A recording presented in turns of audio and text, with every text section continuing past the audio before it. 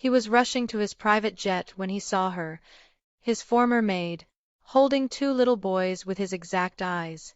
In that instant, the billionaire realized the past he ran from had finally found him. If you're ready to hear the whole story, click subscribe and let me know in the comments where you're watching from. Because, tomorrow, I will be giving you another story just as crazy as this one. And you don't want to miss it. Now let's get into it. The airport buzzed with the early morning chaos of delayed flights, crying babies, grinding suitcase wheels, and the dull overhead announcements no one fully listened to. But for Nathaniel Hale, none of that mattered.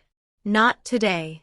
He walked fast, too fast for someone wearing a suit that cost more than most people's monthly salary. His phone pressed to his ear, voice clipped, jaw tight. No, Greg, the acquisition can't wait. Push the meeting to 9. Tell them I'm landing in New York by 7. And if they complain, he exhaled sharply.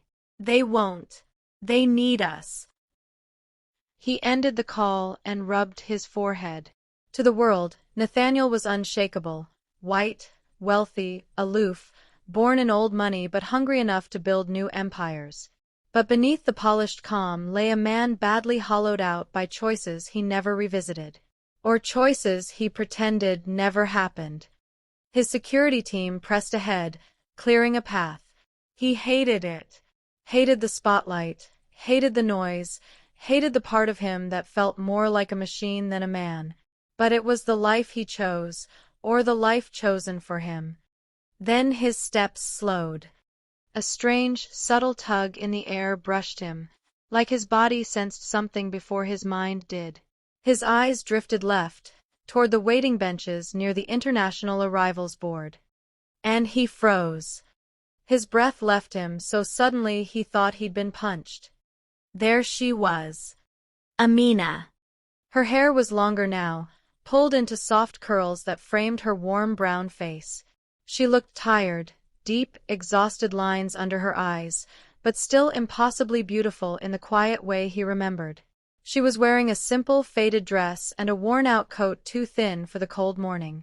Her hands were full, holding small backpacks, a stroller, and 2 boys. Twins. Maybe 3, possibly 4 years old. Their skin a warm caramel. Their curls thick. Their faces. Nathaniel staggered half a step back. No. No, it couldn't be. The twins looked up at her, then around the terminal, curious and restless, and Nathaniel's heart slammed so hard against his ribs that his vision wavered. Those eyes.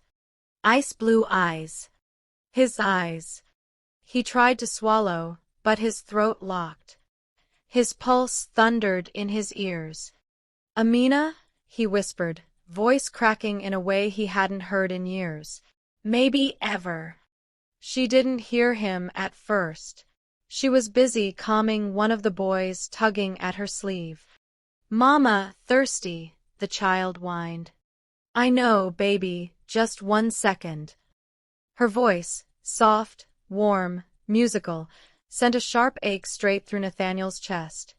The other boy was staring directly at him, wide-eyed, unblinking, studying him with a familiarity that made Nathaniel feel naked. Then Amina turned. Her gaze lifted, and their eyes met. Her face drained of color. Nathaniel? It came out barely above a whisper, more breath than word, like she was seeing a ghost. His security detail noticed his stillness. Sir? Are you all right? But he couldn't speak, couldn't blink, could barely breathe. Amina grabbed the boys quickly, protectively, pulling them close. Her panic was immediate, raw, and painful to watch. He stepped forward. She stepped back. He stopped. She didn't look angry, she looked terrified, as if one single wrong move from him would shatter the fragile world she'd built. Amina, he said again, quietly this time, as though volume itself might hurt her. It's really you. Her lips trembled. We should go. Please, Nathaniel whispered. Don't. One of the twins tugged her dress again. Mama, who's that man? Amina shook her head quickly, her eyes flicking with desperation. No one, sweetheart. Just someone we used to know. Used to. The words cut deeper than he was prepared for. He took a slow breath, grounding himself. Amina, are they? Her jaw tightened. Her eyes hardened. Don't. His heart sank. Every emotion he'd spent years burying was now clawing its way to the surface. Regret, fear, longing, and something he didn't dare name yet. Amina, he tried again, voice soft but trembling, they have my… Don't say it, she snapped quietly, not loud, but sharp enough to slice the moment in half. Not here. Not ever. He flinched. Silence stretched between them, heavy and choking. For a moment, he saw the woman he remembered, the one who used to hum in the kitchens while she cleaned, who smiled shyly when he entered the room, who laughed softly at his awkward jokes, who cried the night she left but told him he was too important to ever need someone like her. He had believed her then. He hated himself for believing her. Amina, his voice broke. Why didn't you tell me? A deep, trembling breath escaped her. She held the boys tighter and looked around the terminal as if searching for escape. This is not the place, she whispered. Then tell me where the place is, he pleaded, unable to hide the pain in his voice. For a moment, she looked at him, really looked, and he swore something flickered in her eyes. Hurt, fear, love. He wasn't sure. But then she closed herself off again. I don't know, she whispered. I wasn't planning on running into you. A beat passed. Then another. And then she said the words that cracked him open. Maybe it's better if we pretend this never happened. He stepped forward instinctively. I can't do that. Not this time. Her eyes widened with fear. Nathaniel. Just talk to me, he pleaded softly. Please. Before she could answer, an announcement echoed overhead. Due to severe weather conditions, all flights are delayed until further notice. Amina closed her eyes. Nathaniel's heartbeat slowed dangerously. Fate had just sealed them in the same building. Together. Trapped.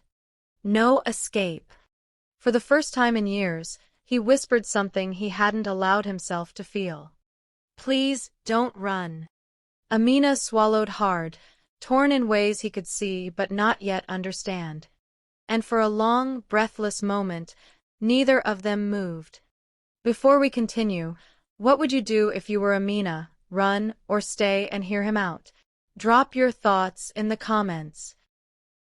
The airport lights flickered as the storm outside intensified, rain lashing against the tall glass panels like desperate fingers trying to break through.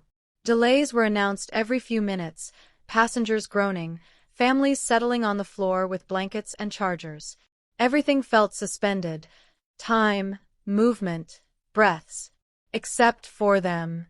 Nathaniel stood a few steps away from Amina, hands shaking slightly, a storm within him mirroring the one outside. He had stared down CEOs, governments, and markets without flinching, but right now, he was terrified of a woman he once cared for more than he ever dared say. And two small boys whose eyes were practically mirrors.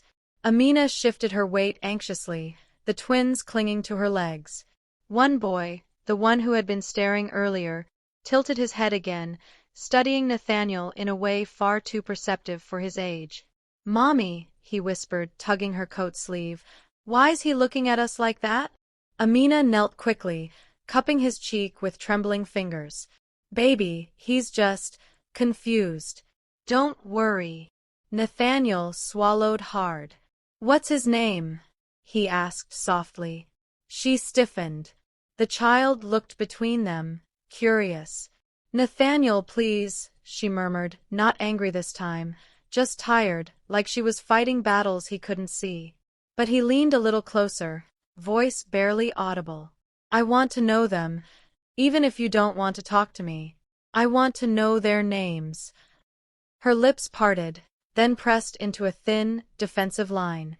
This isn't about what you want. Yes, he whispered, voice cracking, but it is about them.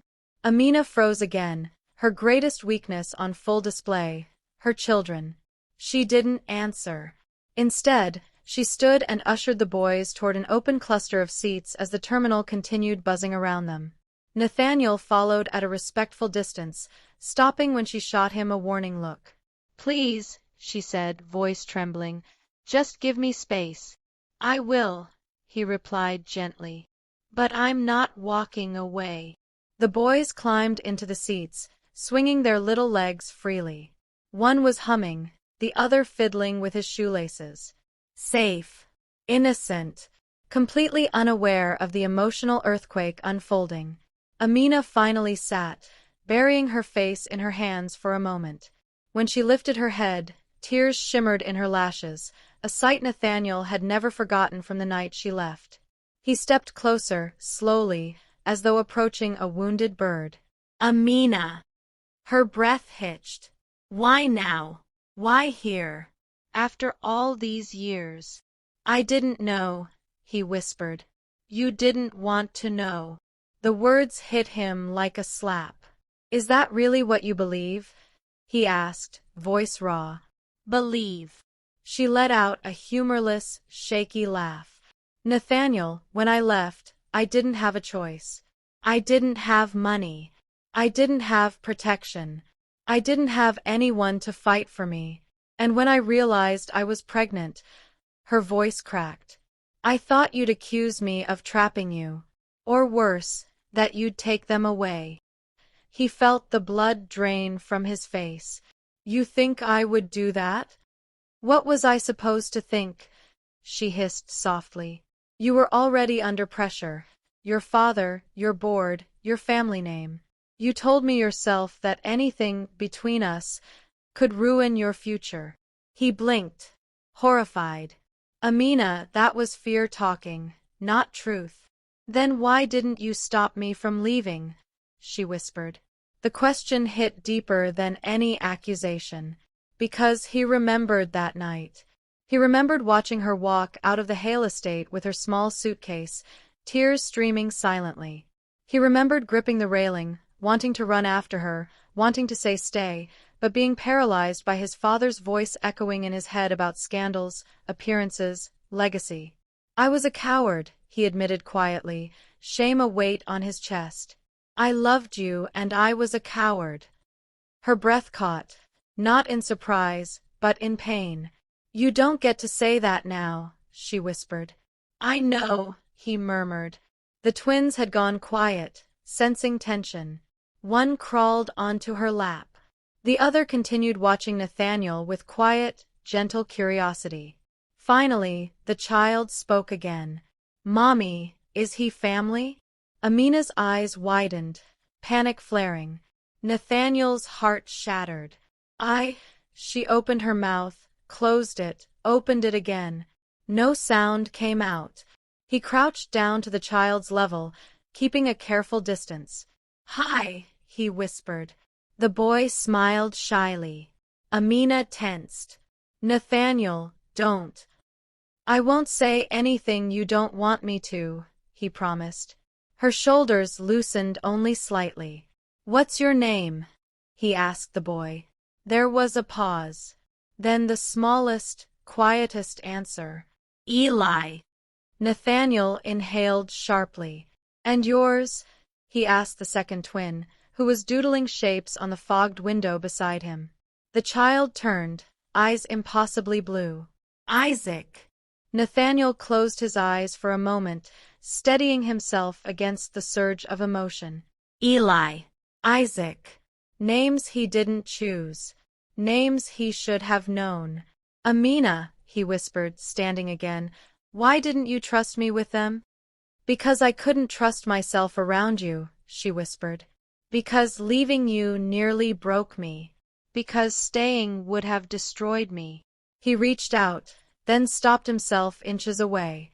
His fingers curled back into a trembling fist. "Let me try to fix this," he said softly. "You can't fix 4 years," she replied, voice trembling. "I can try to fix the next 40. She stared at him, breath unsteady. Her chest rose and fell fast, too fast, her defenses cracking. Then suddenly, "Mommy!" Isaac cried, pointing. "Look! Look!" The power flickered as thunder roared across the airport. Lights dimmed. Screens reset. Children screamed. People panicked. Eli clung to Amina's arm with terrified sobs. And just as Isaac lost his balance on the chair, Nathaniel lunged, catching him before he fell. Amina gasped. "Isaac!" Nathaniel held the boy gently, protectively, his large hands steadying the small trembling body. Isaac clung to his collar instinctively, burying his face against Nathaniel's chest. For the first time, the billionaire felt the weight of a child who belonged to him. Amina stared. Frozen, shaken, heart unraveling in front of him. Nathaniel looked up, Isaac still clutching him tightly.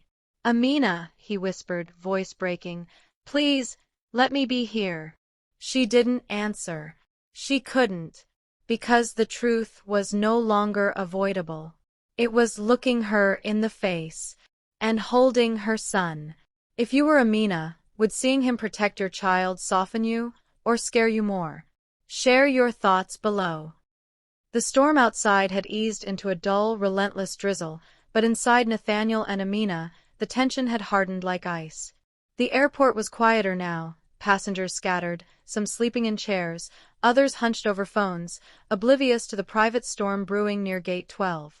Nathaniel had tried again and again to reach her. He had attempted small talk, gentle questions about the boys, hints of apologies, and gestures toward reconciliation. Every effort was met with polite deflection, cold distance, or a subtle reminder that he had no place in her life. "You need to understand, Nathaniel," Amina said, voice steady but firm. "I've raised them alone. I've protected them. I've built a life for them without you. And it's been hard enough." He ran a hand over his face, frustrated. "I get that. I don't expect. You think you understand, but you don't. Not really. You left. You didn't even ask what I needed. You didn't fight for me when I needed you most. And now you just show up and expect us to welcome you." Her eyes glimmered with tears she refused to shed. He felt the weight of her words like bricks on his chest. Every memory of the past, the nights they spent together, the moments of quiet laughter, the unspoken promises, was being twisted into guilt he had carried for years. "I didn't know," he whispered, almost to himself. "I was scared. I thought I was protecting you. Protecting us." Amina shook her head. "Scared? You call that protecting? You abandoned me, Nathaniel. And you can't just waltz in and fix it now. Life doesn't work that way." He clenched his fists. Every instinct, every ounce of control he was used to in boardrooms, in negotiations, failed him here. He wanted to shout, to beg, to erase the years of silence, but she wouldn't let him. The twins played nearby, oblivious yet acutely aware of the tension. Eli crawled onto the floor, rolling a small toy car, while Isaac quietly observed Nathaniel with the same piercing curiosity that had frozen him hours ago. Nathaniel's heart ached seeing them, innocent yet unknowingly caught in the middle of a storm neither of them had chosen. He knelt, careful to keep his distance. "Amina, I know I can't change the past. I know I can't undo the pain I caused. But I can be here now. Please, let me." Her laugh was bitter, shaking. "You think being here now is enough? Do you realize how many nights I cried myself to sleep? How many times I had to explain to them why their father wasn't there?" Nathaniel's throat tightened. I don't expect forgiveness. His voice faltered. "I don't want to be absent anymore. Amina's eyes softened for a flicker of a second, but she recoiled quickly. You're asking me to trust someone who broke me once. That's not fair, to me or to them. Silence stretched, thick and suffocating. Nathaniel's mind raced. Could he force her to see his sincerity? Or would every step forward only push her further away? He remembered his father's words, the warnings about scandal, the weight of expectations, but here none of that mattered. His empire, his money, his reputation, all meaningless compared to the small, perfect lives he had almost destroyed. Maybe you're right, he said finally, voice low. Maybe I don't deserve your trust. But I'm not leaving. Not until I know they're safe. Until I know you're safe. Even if it kills me. Amina's gaze faltered for just a heartbeat, betraying the tiny flicker of doubt, hope, and fear swirling inside her. Then she looked away, back to the twins. Nathaniel exhaled slowly, swallowing his frustration. He knew this wasn't going to be easy. Resistance was natural. Years of pain and pride couldn't be erased in a single conversation. But he also knew he couldn't retreat. Not this time. For the next hour, they sat in tense proximity, speaking only in clipped sentences, avoiding the depth of their shared history. The twins laughed and played, oblivious, but each moment Nathaniel watched them only deepened his resolve. He would earn their trust, no matter how long it took. As the announcement came over the PA system, delayed flights, more waiting, uncertain schedules, Nathaniel realized that circumstances had forced him into proximity with Amina. And though she resisted, though walls and fear stood between them, the emotional spark from seeing her again, seeing his children, would not be easily extinguished. If you were Nathaniel, would you respect her boundaries completely, or push harder to prove you've changed? Comment below with what you'd do. The airport lights flickered again, low clouds outside turning the terminal windows into gray mirrors. The storm that had raged earlier had settled into a drizzle, but it left behind flooded roads and canceled flights. The PA crackled with announcements, delays, reroutes, and long waits for everyone stranded in the terminal. Nathaniel watched Amina shepherd the twins toward a corner seating area. Every muscle in her body radiated caution, tension, and exhaustion. He wanted to speak, to apologize, to beg, but she had made her position clear: distance. Yet fate had other plans. The airline says all flights are grounded for the next 6 hours, a staff member said, voice tired. We'll provide vouchers for food and lodging, but you'll have to wait here. Amina exhaled, running a hand through her hair. Of course, she muttered. Just perfect. Nathaniel stepped closer, careful to maintain a respectful distance. Looks like we're stuck together, he said, the words hesitant, but carrying the weight of both truth and hope. Her eyes narrowed. I don't think that's something to joke about. I'm not joking, he admitted softly. I'm saying, we can either spend the next 6 hours ignoring each other, or we can survive it together. Her lips pressed into a tight line. Nathaniel, don't assume. This doesn't mean anything. He nodded. I know. I just want to be here. That's all I'm asking. Forcing her attention back to the twins, she guided them to the seating area, trying to carve a protective bubble around them. Nathaniel followed, moving just close enough to remain attentive, yet distant enough to respect her boundaries. The twins, sensing a tension they didn't fully understand, began exploring the area. Eli crawled onto a seat, giggling, while Isaac sat quietly, holding a small toy airplane. Nathaniel noticed Isaac's intense gaze, the same piercing curiosity that had frozen him earlier, and felt an ache in his chest. Hours passed slowly. The terminal became a ghost town. Some travelers slept on chairs, others wandered with frustration, and the few staff members worked tirelessly to manage the chaos. Amina kept her focus on the twins, but Nathaniel's presence was impossible to ignore. He sat nearby, silent, observing without intruding, ready to intervene if necessary. At one point, Eli crawled toward Nathaniel with a toy in hand. The boy's innocent curiosity broke a piece of the tension, and Nathaniel smiled gently, holding out his hand. "Do you want me to play?" he asked softly. Amina froze, heart hammering. "Nathaniel, don't." But Nathaniel knelt on the floor, maintaining careful eye contact with her, giving her the choice. Eli climbed onto his lap, and soon Isaac joined. The twins' laughter filled the air, softening the edges of the moment, and for a brief period, Amina allowed herself to breathe. She watched him interact with her children, gentle, careful, attentive. Every smile, every soft word, every tiny gesture showed her a side of him she had once loved and feared she would never see again. And yet, fear still rooted her in place, fear that letting him in again could unravel everything she had worked for. "You're good with them," she said quietly, almost to herself. Nathaniel looked up at her, eyes steady. "I've always wanted to be."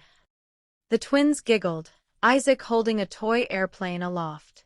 Eli clapped his hands and pointed at Nathaniel. "Fly, Daddy!" he exclaimed. Amina froze, the words slicing through the protective walls she had built around her heart. She looked down, heart racing.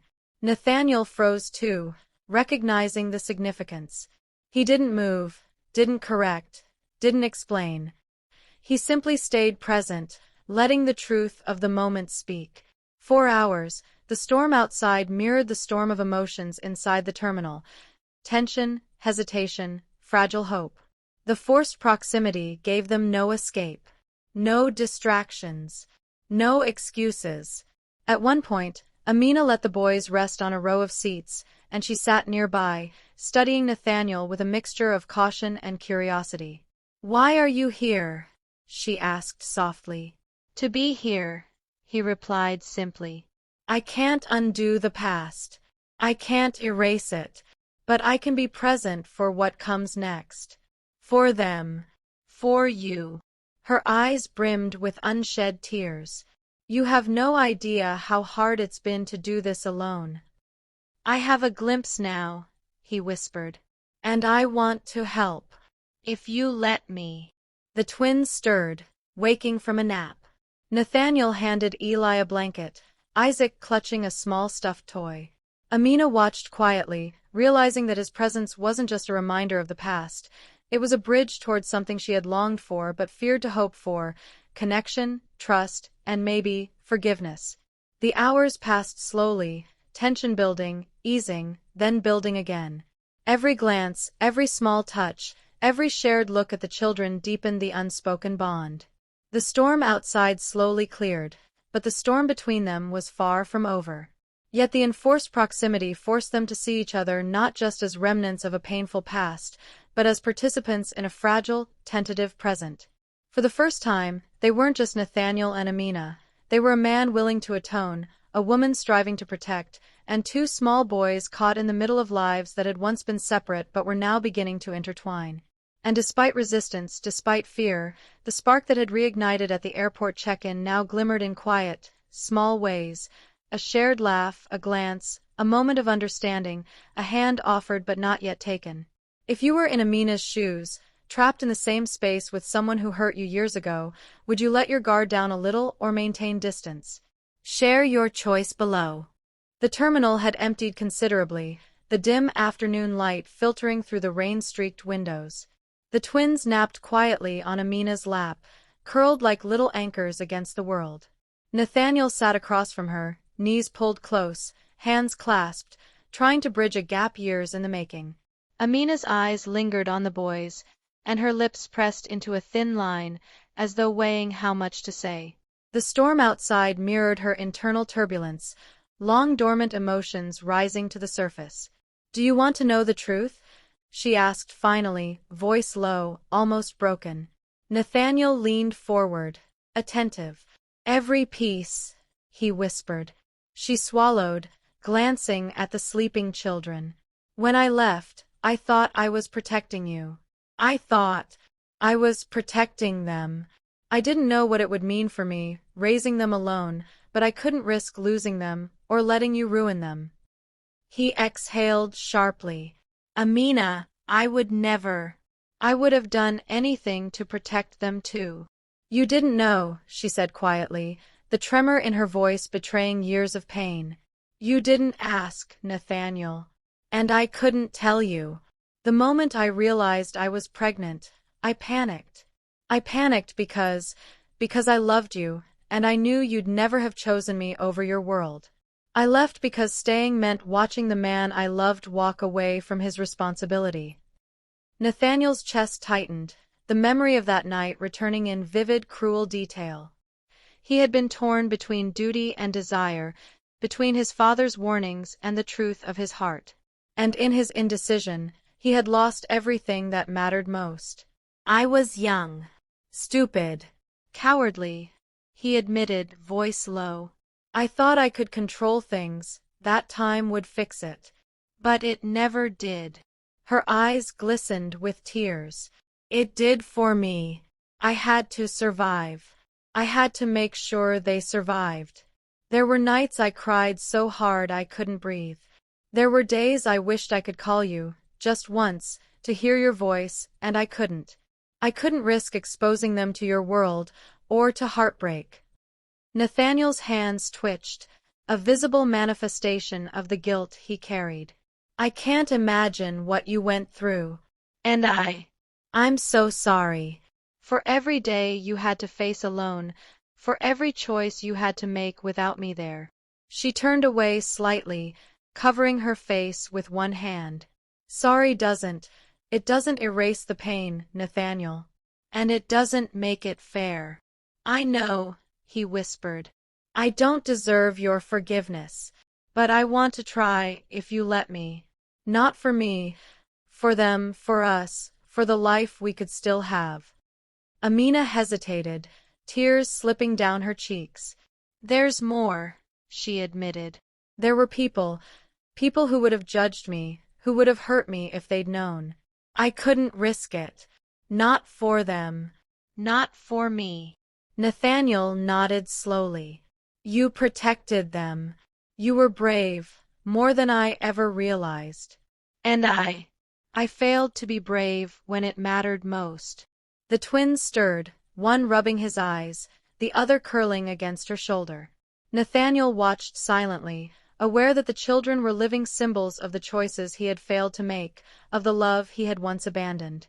Do you remember that night we said goodbye? Amina asked softly, almost as if testing the waters. I remember everything. Your voice, your hands. I thought if I walked away I could protect myself, protect you. I thought it would hurt less if I disappeared. But it hurt more. Every day.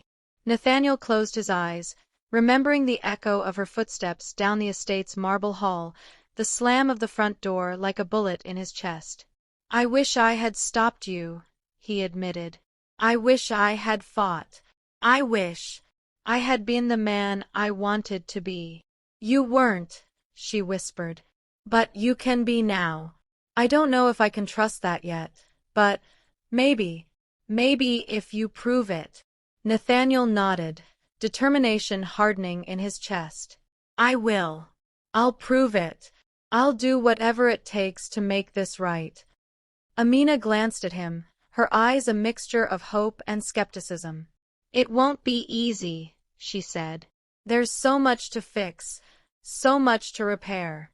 I know, he replied. I'm ready to try. All of it. Every part one failed to be before.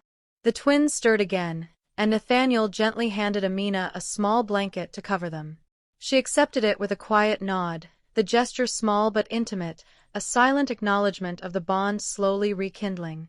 For the first time in hours, maybe years, they sat together not as adversaries, not as strangers, but as two people who shared the same past, the same children, and now, the same fragile hope for a future. If you were Nathaniel, having learned the truth about her struggles and sacrifices, what would be your first step to earn her trust back? Comment below. The terminal had quieted. Rain had slowed to a soft drizzle, leaving streaks of silver on the floor-to-ceiling windows. Nathaniel sat near the twins, watching them play with a small stack of toy cars he had borrowed from a nearby child. The boys' laughter was soft, tentative, yet infectious. Amina remained close by, her hands busy brushing Isaac's curls out of his eyes while Eli built a precarious tower of blocks. There was a careful rhythm to the moment, fragile, hesitant, yet unspoken permission to exist together without fear. Nathaniel's voice broke the silence. "You've done an incredible job with them," he said softly. "I see their curiosity, their patience, their humor. It's all because of you." Amina stiffened at first, but then relaxed slightly, realizing this was not a compliment about her as a maid, or a reflection on her past with him, but an acknowledgement of the life she had fought to create alone. "They're strong," she said quietly. "They've had to be. And so have I." Nathaniel looked down at the boys again. Eli was trying to balance two cars at once, his little brow furrowed in concentration. Nathaniel leaned closer, offering gentle guidance, careful to respect Amina's space. "Let me help," he said, keeping his tone light, though his heart thrummed with something far heavier than play. Amina glanced at him, eyes wary but softening. "Just be careful," she murmured. "They don't need anyone breaking what little patience they have left." Nathaniel smiled gently, a hint of humor in his voice. "Patience is exactly what they'll need with me around." Hours passed quietly. The twins napped against Amina's lap, exhausted from the morning's events. Nathaniel sat close enough to help when needed but remained unobtrusive, observing Amina with a mix of admiration and longing. She finally exhaled, brushing a lock of hair behind her ear. "I didn't expect anyone from your world to really see this side of me," she admitted. "The side that's scared, tired, maybe even desperate sometimes." "I see it," Nathaniel said softly. "I don't just see the exterior, Amina. I see the work, the sacrifice, the courage it took for you to raise them alone. And I want to be here now, in the way I should have been then." Her eyes filled with tears, but they weren't tears of anger this time, just the quiet acknowledgement of vulnerability, of recognition that he was no longer the man who had left her. Nathaniel reached into his coat pocket and pulled out a small, folded piece of paper. He handed it to her cautiously. "I don't expect you to open it," he said. "But I wrote a few things down. Promises. Things I want to do differently, things I want to fix. When you're ready." Amina took it, fingers trembling. She didn't open it yet, but the act itself, the effort, the thoughtfulness, moved her more than words could. The twins began to stir again. Eli rubbed his eyes, looking for Nathaniel with a shy smile. Isaac clutched a small stuffed bear, hesitating, then extended it toward Nathaniel. Nathaniel took it gently, making a small, silly face that caused both boys to giggle. Amina felt a soft warmth in her chest, cautious, careful, but undeniable. This was the first time since their reunion that she allowed herself to imagine a future where they could coexist, maybe even heal together. She spoke softly, almost to herself, maybe some things can be mended." Nathaniel heard it, caught the subtle inflection, and nodded. "I'll do everything I can to prove that, Amina. I promise." For the first time, there was no tension, no defensiveness, only a quiet, fragile connection forming, built on shared history, small gestures, and the realization that love, though long delayed, could still find its way. If you were Amina, watching him quietly earn your trust in these small, careful ways, would you start letting your guard down, or hold on longer? Comment your thoughts below. The airport had emptied almost completely by evening, leaving only the faint hum of the ventilation and the distant echoes of travelers' footsteps. The twins had dozed off in a pair of waiting chairs, their soft breathing the only comfort in the hollow terminal. Nathaniel sat beside Amina, close enough to be part of her world but careful not to overstep. For hours, they had shared quiet conversation, the kind that built fragile trust. Stories of the boys, memories of life before separation, small jokes, the tentative bonds of reconnection. Nathaniel had promised patience, presence, and understanding. For a fleeting moment, Amina had allowed herself to hope. And then it happened.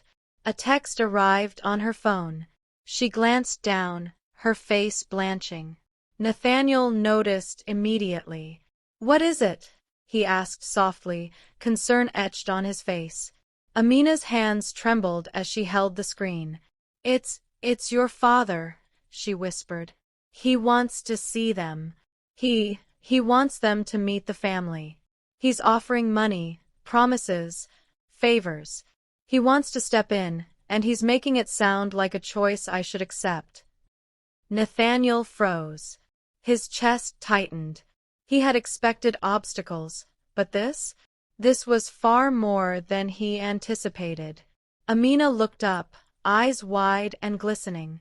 "He wants to buy access to their lives. He doesn't care about them. He never did. And now he's trying to manipulate me, manipulate us." Nathaniel ran a hand through his hair, anger and helplessness warring within him. "I should have stopped him. I should have made it clear from the start." "It's too late," she said bitterly. "Even your presence doesn't erase him. And honestly, part of me wonders if you've come back to protect me, or to protect him."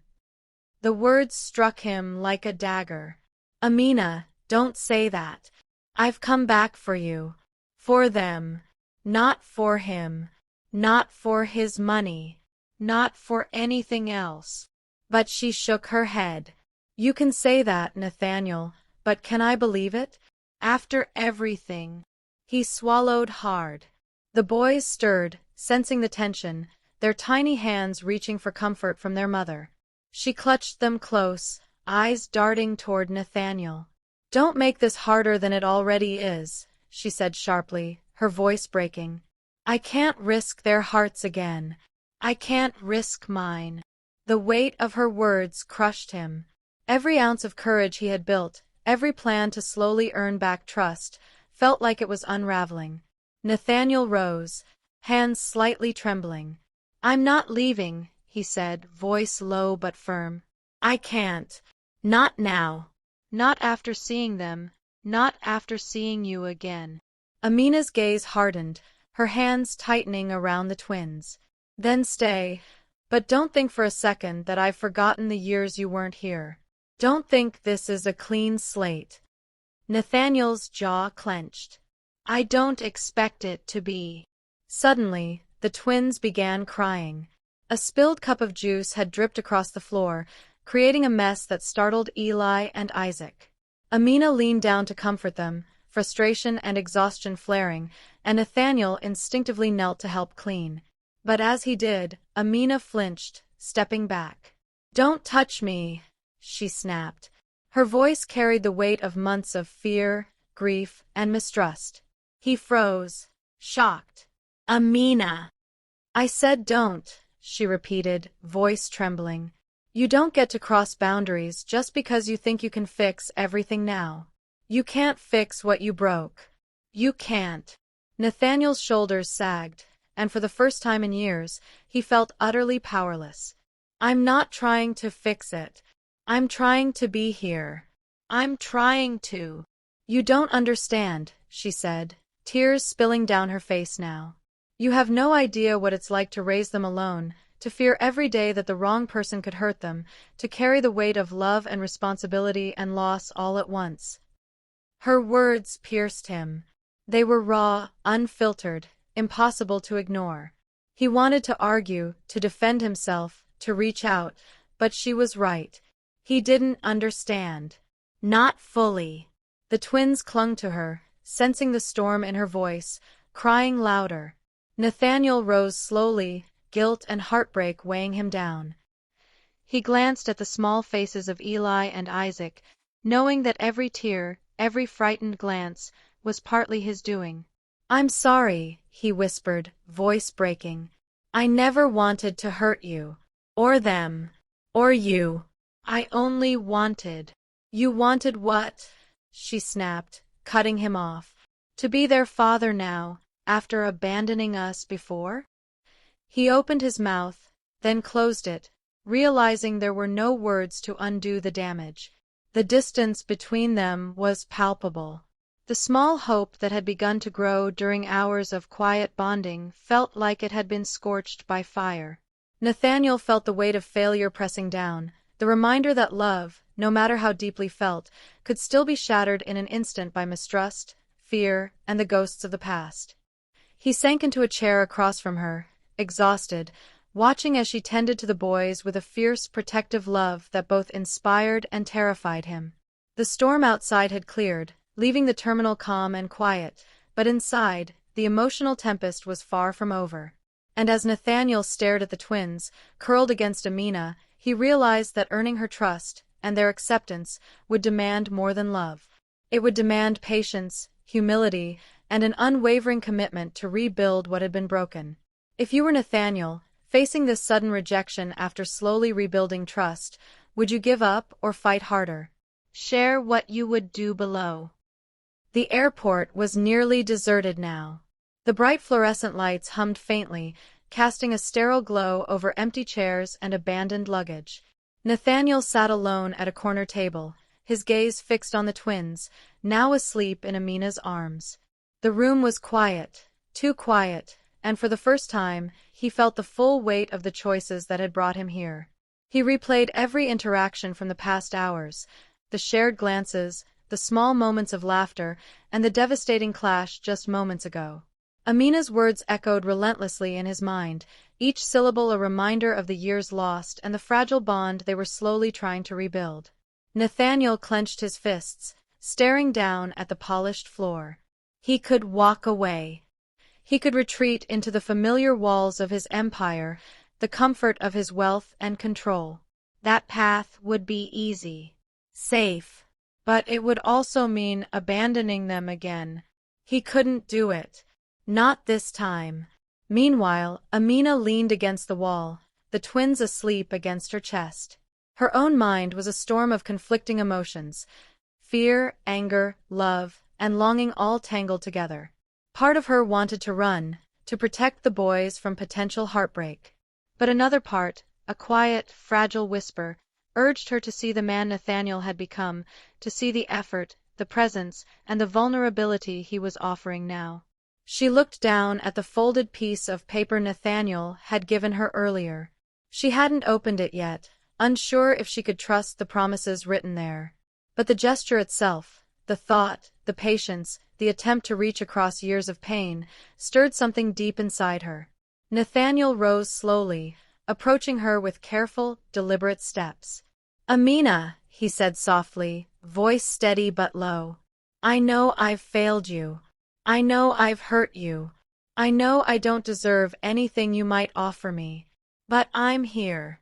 I'm ready to be everything I should have been before. I'm not leaving. Not unless you tell me to." She took a slow, shuddering breath, balancing the weight of the decision. Could she trust him again? Could she risk letting him into their lives, and her heart? I don't know," she admitted, voice trembling. "It's not that simple. You hurt us. You left. You abandoned everything we could have had together." "I know," he said quietly. "I've lived with that every single day. And I can't change the past. But I can try to make the future different. I can try to be the man you need me to be, the father they deserve, the person you can trust." Amina's eyes softened as the words sank in. She studied his face, the sincerity etched in every line, the quiet desperation in his gaze. For the first time, the possibility of hope seemed real, fragile, yes, but undeniably present. The twins stirred, Eli rubbing his eyes and reaching for Nathaniel's hand. Nathaniel knelt down, gently taking the boy's small hand. Isaac followed, hesitating briefly, then letting Nathaniel cup his fingers in his own. Amina watched, breath catching, as Nathaniel's eyes met hers. In that silent exchange, she saw the man she had once loved, the man who had abandoned them, and the man who was now willing to stay, willing to fight, willing to earn their trust and love. She exhaled, her hands trembling. I don't know if I can forgive everything yet. But I see you. I see you trying." Nathaniel nodded, a faint, hopeful smile breaking through his tension. "That's all I ask. Just give me a chance to prove it." Amina looked at the sleeping boys, then back at Nathaniel. Her heart ached with the weight of fear and longing, but she finally made her choice. Slowly, deliberately, she reached out her hand. Nathaniel took it immediately, holding it gently, reverently. "Thank you," he whispered. "Don't mess it up," she said, half joking, half serious, her lips twitching into a small, wary smile. "I won't," he promised. For the first time since their reunion, the tension lifted slightly, replaced by fragile trust and the beginnings of hope. Outside, the storm had passed completely. Inside, two people were taking the first real steps toward rebuilding a life together. Together, not as strangers, not as adversaries, but as a family slowly learning to heal. As they sat together, hands intertwined, the twins nestled between them, Nathaniel whispered, "I'll spend the rest of my life making this right. I'll spend the rest of my life loving you, and them." Amina leaned her head on his shoulder, the walls she had built around her heart starting to crumble. "Then maybe some things are worth risking after all," she said softly. In that quiet, imperfect moment, Nathaniel and Amina chose each other. Not blindly, not without fear, but with courage, vulnerability, and a shared commitment to rebuild what had been broken. If you were in Amina's position, would you take the leap and trust him again, or wait longer to see if he proves himself? Comment what you would do and why. The terminal was empty now, bathed in the soft golden light of the setting sun filtering through rain-streaked windows. Outside, the storm had passed completely, leaving a quiet shimmer on the wet tarmac. Inside, however, a different kind of calm settled, a tentative, fragile peace, shaped not by absence but by presence, not by silence but by understanding. Nathaniel knelt beside the twins, helping Eli place his small backpack on the chair. Isaac followed, holding Nathaniel's hand tightly, trusting him completely for the first time. Amina watched silently, her heart a quiet drumbeat of cautious hope. The storm of the day, the fear, the anger, the pain, had broken, leaving space for something new. "Ready to get going?" Nathaniel asked softly, glancing at Amina. His tone carried no command, only the gentle expectation of partnership. Amina nodded, adjusting the twins on her lap. "Yes, let's go." They walked together through the terminal, Nathaniel slightly behind, allowing her to guide the boys.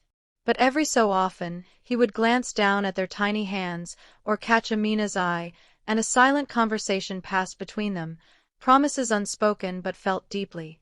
Later, seated in the car with the boys giggling in the back seat, Nathaniel reached over to gently squeeze Amina's hand.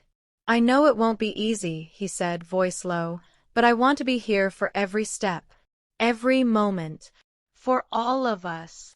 Amina looked at him, eyes glistening.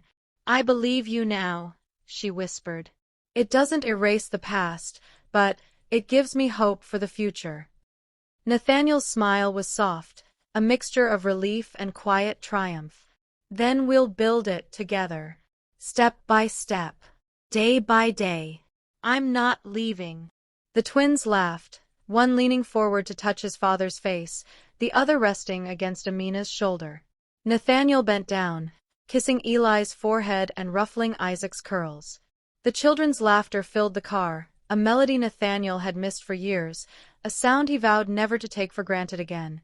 That evening, in the quiet of a small rented apartment they were staying in temporarily, Amina prepared dinner while Nathaniel washed the dishes, a rhythm forming between them that was mundane yet intimate, ordinary yet profound. Every shared glance, every smile, every small act carried the weight of reconciliation and the promise of love rediscovered. Later, after the boys were tucked into bed, Nathaniel and Amina sat side by side on the couch. The silence was comfortable now, heavy with unspoken understanding and fragile joy. Nathaniel reached out, brushing a strand of hair from her face. "I can't undo the past," he said softly. "But I can promise you this. From now on, I choose to be here. For you. For them. For us." Amina leaned her head against his shoulder, finally letting herself relax completely. "And I choose to believe you," she whispered. "I'll let myself hope again." For the first time in years, Nathaniel felt a true sense of peace. He had returned not just to atone for mistakes, but to claim a life he had almost lost, a life filled with love, trust, and family. The next morning, they went for a walk with the twins through a nearby park. Sunlight streamed through the trees, dancing across their faces. Nathaniel held one boy's hand, Amina held the other, and for a moment everything felt whole. The past still existed, yes, but it no longer defined them. Their story was theirs to write, anew. As they paused near a small fountain, Eli splashed water toward Nathaniel, who laughed, dodging the spray. Isaac clung to Amina, but leaned just enough to whisper, "Daddy, you're here." Nathaniel bent down, smiling through his own tears. "I'm here. I'll always be here." Amina watched him, heart full. The man who had once left, who had once frozen at the airport years ago, was now present, steadfast, and transformed. The twins' laughter echoed around them, a symbol of love reclaimed and bonds reforged. Nathaniel looked at Amina, a quiet question in his eyes. "Are we really doing this?" She nodded, smiling, hope and love intertwined in her gaze. "Yes, together." And so they walked forward, hand in hand, hearts aligned, past reconciled with present, and the promise of a future finally embraced. The white billionaire, once frozen by fear and regret, had stepped fully into the warmth of love at last, and the family he had long abandoned had returned to him, whole and unbroken. What would you do if given a second chance at love and family after years apart? Share your story or thoughts below. Your comment could inspire someone else to take a leap of faith. Thank you for watching this story to the end. If you enjoyed this story, you will surely love the next one. It's as crazier and more intriguing as you can ever imagine. So do check it out. Click on the image showing on your screen right now to watch the next one.